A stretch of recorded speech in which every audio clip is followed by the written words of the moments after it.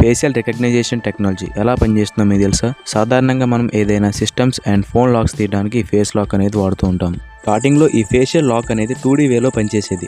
అంటే ముందుగా ఆ వ్యక్తిని ఫోటో తీసుకొని ఆ వ్యక్తి యొక్క ఫేస్ మెజర్మెంట్స్ని బట్టి ఈ 2D ఫేస్ లాక్ అనేది పనిచేసేది. కానీ 2D వేలో ఒక చిన్న తప్పు ఉండేది. మన ఫేస్ వేరే యాంగిల్లో అంటే కొంచెం సైడ్కి తిరిగినా కిందికి వంగినా సరిగ్గా గుర్తించేది కాదు. ఇప్పుడున్న టెక్నాలజీ ప్రకారం 3D వేలో ఈ ఫేషియల్ లాక్ని డిజైన్ చేయడం జరిగింది. దీనిలో మొదటిసారిగా మన ఫేస్ని చూపించేటప్పుడు తలని లెఫ్ట్కి రైట్కి టర్న్ చేయమని అడుగుతుంది. ఈ టైంలో మన కళ్ళు, ముక్కు, నోరు మధ్య డిస్టెన్స్ ఎంత ఉంది, సైజు, వెడల్పు ఎంత ఉంది, ఇలా సుమారుగా 80 ఫ్యాక్టర్స్ని లెక్కలోకి తీసుకొని లాక్ ఓపెన్ అయ్యేలా చేస్తుంది.